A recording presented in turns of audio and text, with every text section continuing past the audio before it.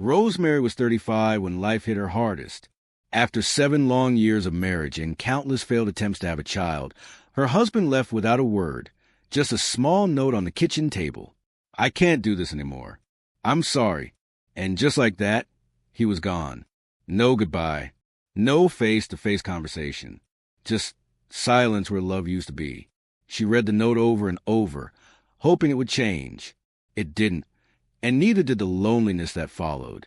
Rosemary battled shame, heartbreak, and the crushing weight of dreams slipping through her fingers. She had wanted to be a mother more than anything, but now she was alone, childless, divorced, and drowning in questions. Who was she without him? Without a family? But Rosemary wasn't the kind of woman to stay buried beneath pain. Then one afternoon, while volunteering at a child welfare center, she met 5 boys who changed everything. They were brothers, all under 10, dressed in mismatched clothes and eyes full of questions. Their parents had died in a fire, leaving them orphaned and unwanted. Relatives turned them away, unwilling to raise 5 children at once. One social worker described them as a package deal no one wants.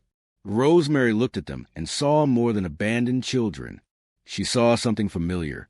Pain, fear, and the kind of silence that only comes after being rejected too many times. That night, she couldn't sleep. Their faces lingered in her mind. She thought about how she once longed to be a mother, how that dream had been stolen from her. And now here was a chance. Not the perfect planned-out life she once dreamed of, but real, raw, unfiltered kind of love knocking on her door. She didn't have much. A modest income, a small house, and no partner to share the burden. But she had a heart full of love, and it was screaming to be used. So she made a decision. One by one, she brought them home. First came Henry, the eldest, shy but fiercely protective. Then Kenneth, the quiet thinker with eyes that always seemed to be watching everything. The twins, Joshua and Joseph, arrived next. Inseparable troublemakers with smiles that could light up the darkest room. And finally, baby Divine, the youngest, barely 5, with cheeks so soft you couldn't help but pinch them. The early days were chaos. School fees piled high.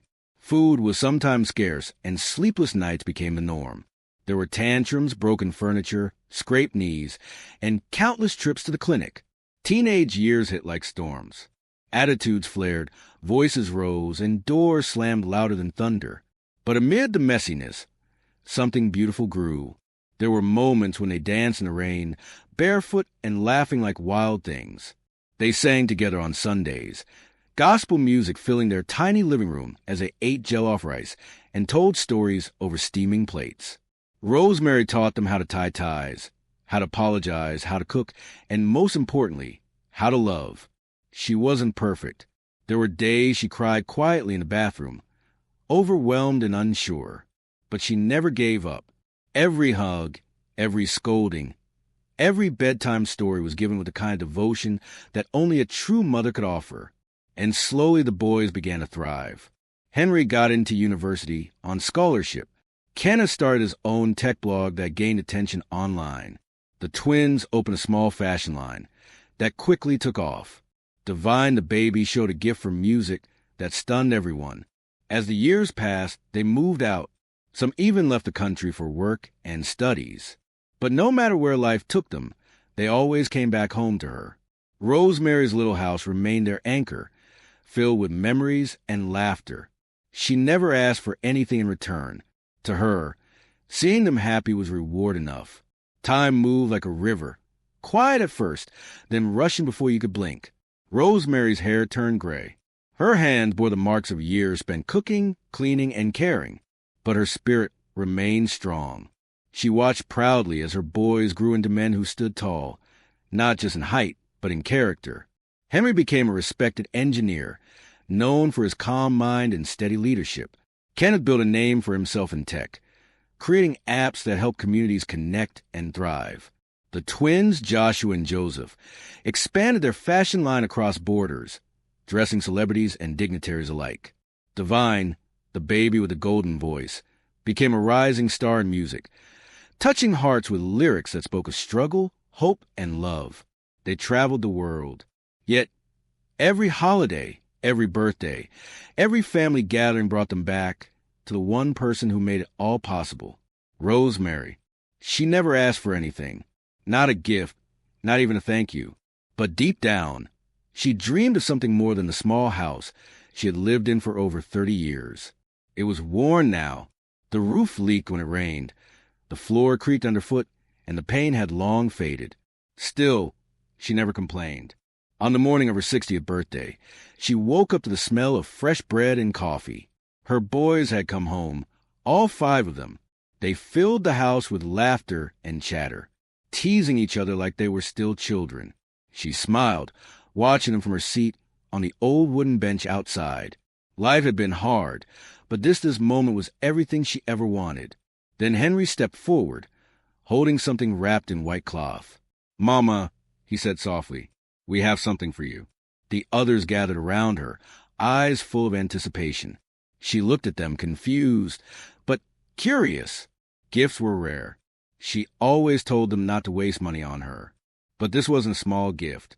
Henry unwrapped the cloth, revealing a large silver key attached to a ribbon. Rosemary blinked. "What is this?" she asked, her voice barely above a whisper. Kenneth smiled. "It's yours now." Joshua and Joseph stepped aside, revealing a van parked just outside the gate. Inside were pictures, beautiful, glossy images of a brand new house.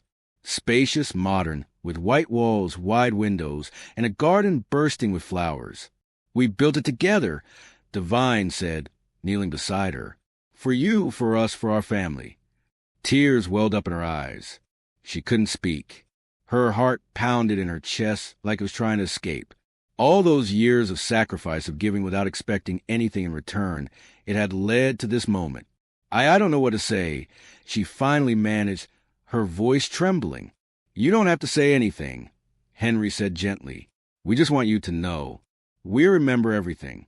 Every night you stayed up worrying about school fees. Every time you cooked with whatever was left so we could eat.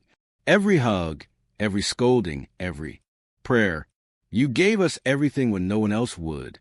They helped her stand, guiding her toward the van. As they drove away from the house she had called home for so many years, she looked back one last time, not with sadness, but with gratitude. That house held memories, laughter, tears, growth, pain, and love. So much love. The new house was everything Rosemary never knew she deserved. Her boys had built the house with more than bricks and wood. They built it with gratitude, memory, and purpose. She moved in slowly, touching the walls like they might vanish beneath her fingers. There was a large kitchen where she could cook for all of them again, a wide living room where they could gather like old times, and a garden filled with roses, her favorite. But the surprises didn't stop there. Weeks after moving in, Henry sat beside her on the porch one evening as the sky turned orange. "Mama," he began, "we want to do something special." She looked at him curious. "We want to give you something else. Something that belongs to you." Kenneth walked out with a thick folder, handing it to her carefully. "What is this?" she asked. "A gift," Joseph said. "A promise." Joshua added. Divine smiled. "From us to you." She opened the folder and froze. Inside were documents, official, signed, sealed, a trust fund set up in her name, funded by all 5 of them. Enough to ensure she never had to worry about anything again. Medical care, travel. Even a small business if she ever wanted to start one. "You did this for me," she whispered. They all nodded. "We owe you everything," Henry said. "You gave us life when we had none. Now it's our turn to make sure you live well." Tears spilled down her cheeks. Not tears of sadness or even joy, but of deep, unshakable fulfillment. This was not how her life was supposed to go. Once she had dreamed of a husband, children of her own, a family built from blood. Instead, life had handed her pain, rejection, and silence. But then came 5 little boys who needed her more than anyone ever had. And through them, she found herself. Months after her 60th birthday, something else happened. Unexpected, almost surreal. One by one, each of the boys decided to get married. But not in isolation. Instead, they made a decision that stunned everyone. They planned a grand wedding. 5 grooms, 5 brides, one epic day. A celebration not just of love, but of the woman who had taught them what love really meant. The wedding became the talk of the region. 5 sleek suits, 5 glowing brides, music that echoed to the clouds, and a front row seat reserved for one person only, Rosemary, dressed in royal blue. She sat with tears in her eyes and pride in her chest. The master of ceremony didn't even begin with the couples. He began with her.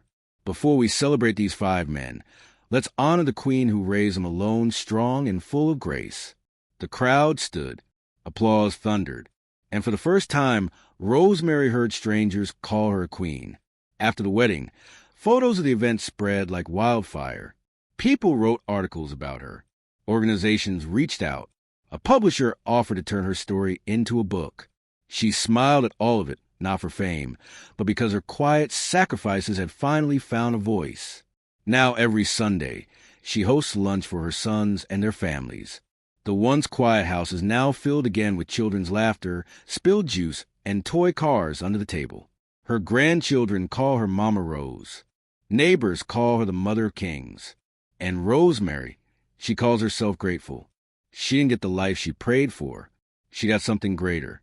She didn't just adopt 5 boys. She raised 5 kings. Rosemary's journey shows that every life carries purpose, even when it feels empty or broken.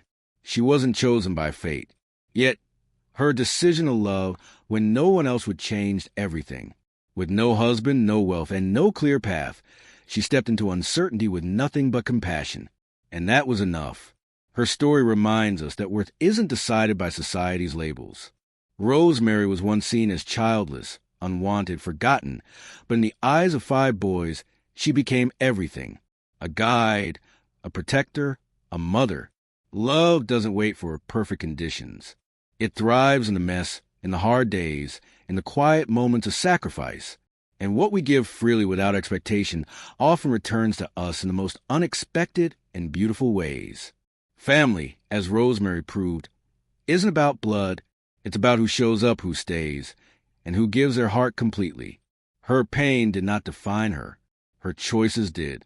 And in choosing love, she built a legacy far greater than anything she ever imagined. Because sometimes what the world needs most is someone brave enough to care. If this story moved your heart, don't keep it to yourself. Like, comment, share, and subscribe to our YouTube channel for more powerful real-life tales that inspire. Thank you very much for watching.